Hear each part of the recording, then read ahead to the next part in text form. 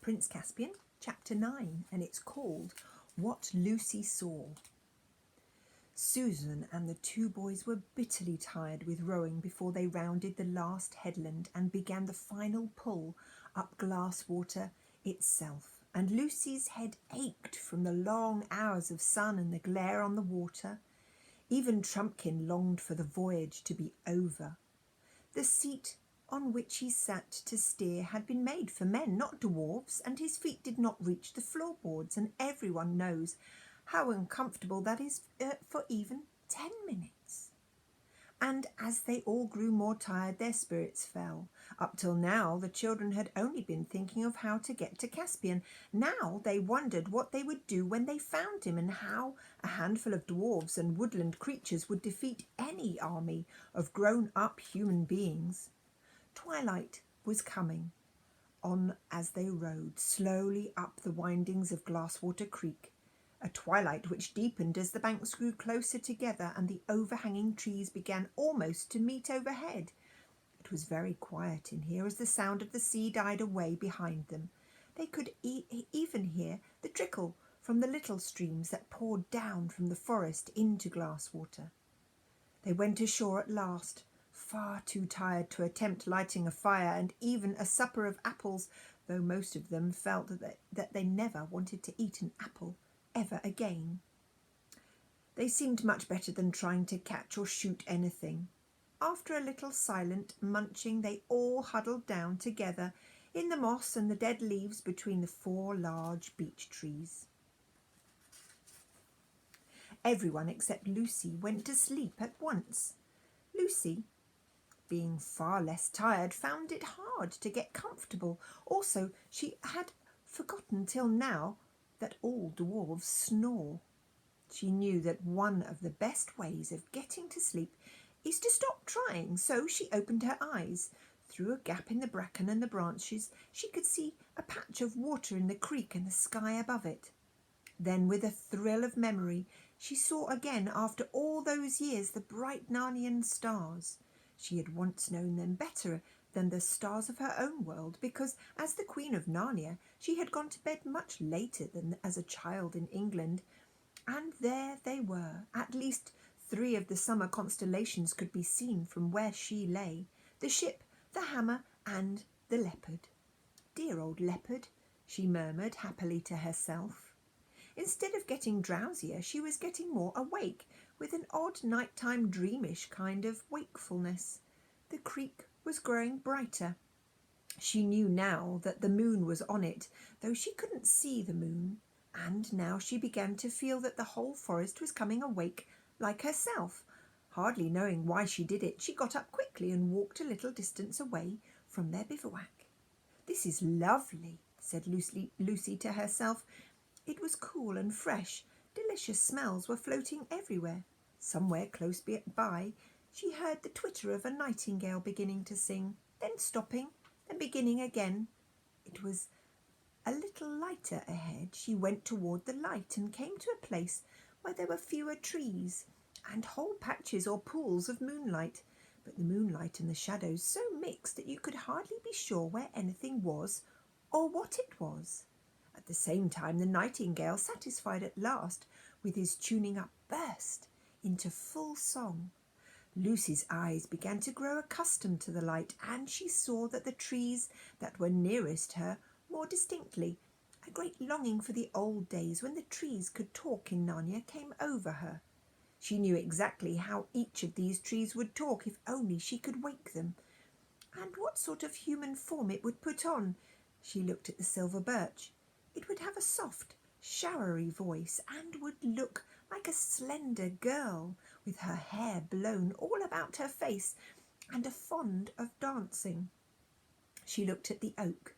He would be wizened, but hearty old man with frizzled beard and warts on his face and hands and hair growing out of the warts. She looked at the beech under which she was standing. She would be the best of all. She would be a gracious goddess, smooth and stately, the lady of the wood. "Oh, trees, trees, trees," said Lucy, though she had not been intending to speak at all. Oh, trees, wake, wake, wake. Don't you remember it? Don't you remember me? Dryads, come out and see me. Though there was not a breath of wind, they all stirred about her. The rustling noise of the leaves was almost like words. The nightingale stopped singing, as if to listen to it. Lucy felt that at any moment she would begin to understand what the trees were trying to say. But the moment did not come. The rustling died away. The nightingale resumed its song. Even in the moonlight the wood looked more ordinary again. Yet Lucy had the feeling, as you sometimes have when you're trying to remember a name or a date and almost get it, but it vanishes before you really do, that she had just missed something, as if she had spoken to the trees a split second too soon or a split second too late, or used all the right words except one, or put in one word that was just wrong. Quite suddenly she began to feel tired. She went back to the bivouac, snuggled down between Susan and Peter, and was asleep within minutes. It was a cold and cheerless waking for them all the next morning, with a grey twilight in the wood, for the sun had not yet risen, and everything damp and dirty. "Apples, hey-ho," said Trumpkin with a rueful grin. "I must say you ancient kings and queens don't overfeed your courtiers." They stood up and shook themselves and looked about. The trees were thick, and they could see no more than a few yards in any direction. "I suppose your majesties know the way all right," said the dwarf. "I don't," said Susan. "I've never seen these woods in my life before. In fact, I thought all along that we ought to have gone by the river." "Then I think you might have said so at the time," answered Peter, with a pardonable sharpness.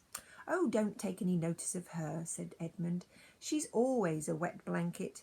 You've got that pocket compass of yours, Peter, haven't you? Well, you're as right as rain. We've only got to keep on going northwest, cross that little river and, what do you call it, the Rush?" "I know," said Peter. "The one that joins the big river at the fords of Baruna, or Baruna's Bridge, as the DLF calls it. That's right, cross it and strike uphill and we'll be at the stone table, Aslan's How, I mean, by 8 or 9 o'clock. I hope King Caspian will give us a good breakfast." "I hope you're right," said Susan. "I can't remember all that at all." "That's the worst of girls," said Edmund to Peter and the dwarf. "They never can carry a map in their heads." "That's because our heads have something inside them," said Lucy. At first things seemed to be going pretty well, even though they had struck up an old path. But if you know anything about woods, you will know that one is always to find imaginary paths. They disappear about 5 minutes, and then you think you've found another, and hope it's not another, but more of the same. And it also disappears, and after you have been well lured out of the right direction, you realise that none of them were paths at all. The boys and the dwarf, however, were used to woods and were not taken in for more than a few seconds. They had plodded on for about an hour, 3 of them very stiff from yesterday's rowing, when Trumpkin suddenly whispered, "Stop!" They all stopped. "There's something following us," he said in a low voice. "Or rather, something's keeping up with us over there on the left." They all stood still, listening and staring till their eyes and ears ached.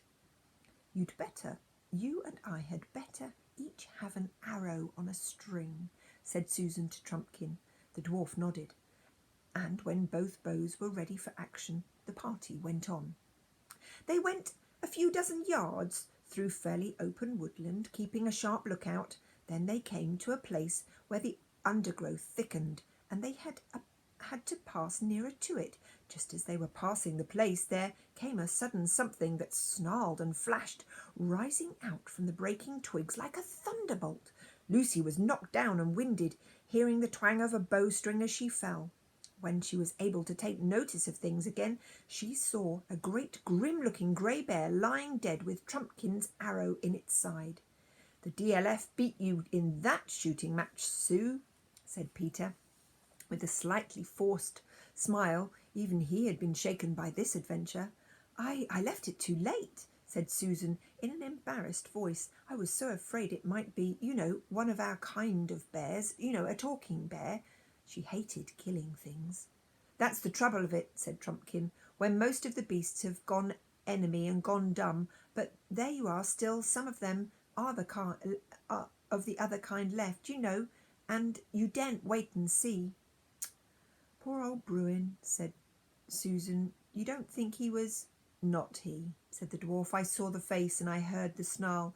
He only wanted little girl for his breakfast. And, talking of breakfast, I don't want to discourage your majesties when you said you hoped King Caspian would give you a good one, but meat's precious scarce in the camp, and there's a good eating on a bear. It would be a shame to leave the carcass without taking a bit, and it won't delay us more than half an hour. I dare say you two youngsters, kings, I should say, know how to skin a bear. Let's go and sit down a fair way off, said Susan to Lucy. I know what a horrid, messy business that will be. Lucy shuddered and nodded. When they had sat down, she said, Such a horrible idea has come into my head, Sue. What's that? Wouldn't it be dreadful if some day in our world, at home, men started going wild inside like animals here, and still looked like men, so that you'd never know which we were? We've got enough to bother about here now in Narnia, said the practical Susan, without imagining things like that. When they rejoined the boys and the dwarf, as much as they thought they could carry off the best of the meat, it had been cut off.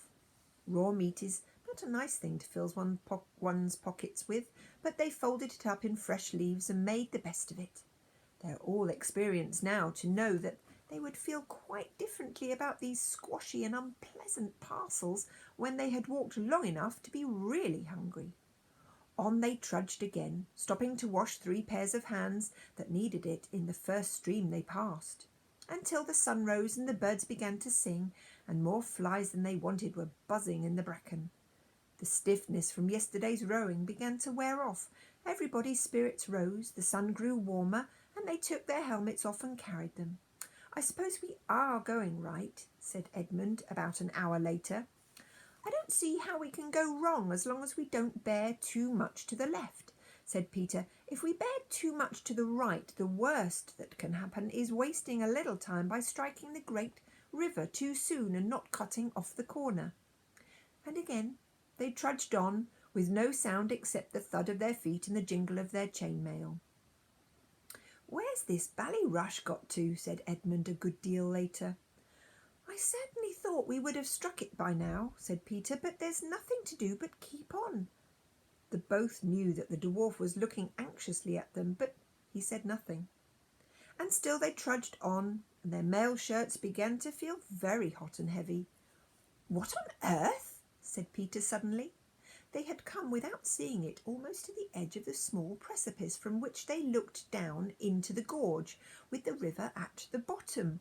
On the far side of the cliffs rose much higher. None of the party except Edmund and perhaps Trumpkin was a rock climber. I'm sorry, said Peter. It's my fault for coming this way. We're lost. I've never seen this place in my life before. The dwarf gave a low whistle between his teeth. Oh, do let's go back and go the other way, said Susan. I knew all along that we'd get lost in these woods. Susan, said Lucy reproachfully, don't nag at Peter like that. It's so rotten, and he's doing all he can. And don't you snap at Sue like that either, said Edmund. I think she's quite right. Tubs and tortoise shells, exclaimed Trumpkin. If we've got lost coming, what chance have we finding our way back? And if we're to go back to the island and beginning all over again, even supposing we could, we might as well give the whole thing up. Miraz will have finished with Caspian before we get there at this rate. You think we ought to go on? Said Lucy. I'm not sure the High King is lost, said Trumpkin. What What's to hinder this river being the Rush? Because the Rush is not in a gorge, said Peter, keeping his temper with some difficulty. Your Majesty says is, replied the dwarf, but oughtn't you say was? You knew this country hundreds, it may be thousands of years ago. Mightn't it have changed?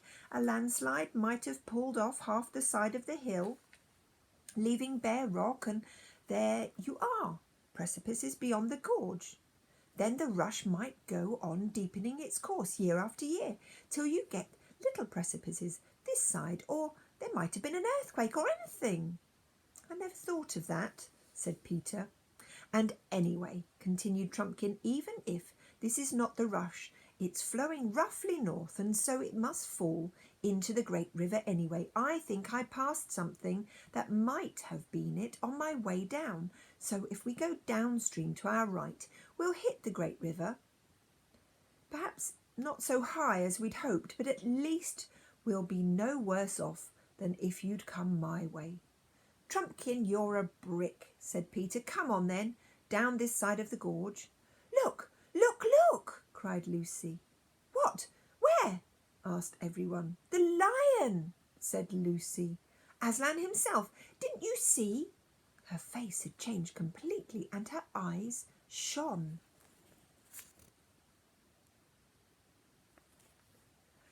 Do you really mean? Began Peter. Where did you think you saw him? Asked Susan. Don't talk like a grown-up, said Lucy, stamping her foot. I didn't think I saw him. I saw him. Where, Lou? Said Peter. Right up there between those mountain ashes. No, this side of the gorge, and up, not down, just the opposite of the way you want to go, and he wanted us to go where he was, up there.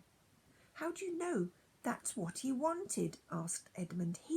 I just know, said Lucy. Oh, by his face. The others all looked at each other in puzzled silence. Her Majesty may well have seen a lion, put in Trumpkin. There are lions in these woods, I've been told, but it needn't have been a friendly and talking lion any more than the beast was friendly and the talking bear. Oh, don't be so stupid, said Lucy. Do you think I don't know Aslan when I see him? He'd be a pretty elderly lion by now, said Trumpkin, if he's the one that you knew when you were here before, and if it could be the same one, what's to prevent him having gone wild and witless like so many others? Lucy turned crimson, and I think she would have flown at Trumpkin if Peter had not laid his hand on her arm. The DLF doesn't understand. How could he? You mustn't take it in, Trumpkin, that we do really know about Aslan. We do know a little bit about him, I mean. And you mustn't talk about him like that again. It isn't lucky for one thing, and it's all nonsense for another. The only question is whether Aslan was really there. But I know he was, said Lucy, her eyes filling with tears. Yes, Lou, but we don't, you see, said Peter. There's nothing for it but a vote, said Edmund. All right, replied Peter. You're the eldest. DLF, what do you vote for, up or down? Down, said the dwarf. I know nothing about Aslan, but I do know that if we turn left and follow the gorge up, it might lead us all day before we found a place where we could cross, whereas if we turn right and go down, we're bound to reach the great river in a couple of hours, and if there are any real lions about, we want to go away from them, not towards them. What do you say, Susan? Don't be angry, Lou, said Susan, but I think we should go down. I'm dead tired. Do let's get out of this wretched wood into the open as quick as we can. And none of us, except you, saw anything. Edmund, said Peter. Well, there's just this, said Edmund, speaking quickly and turning a little red. When we first discovered Narnia a year ago, or 1,000 years ago, whichever it is, it was Lucy who discovered it first, and none of us would believe her. I was the worst of the lot, I know, yet she was right after all. Wouldn't it be fair to believe her this time? I vote for going up. Oh, Ed! said Lucy, and seized his hand. "And now it's your turn, Peter," said Susan, "and I do hope—" "Oh, shut up and let a chap think," interrupted Peter. "I'd much rather not have to vote." "You're the High King," said Trumpkin sternly. "Down," said Peter after a long pause. I know Lucy may be right after all, but I can't help it. We must do one or the other." So they set off, to their right along the edge, downstream, and Lucy came last of the party, crying bitterly. And that's the end of the chapter.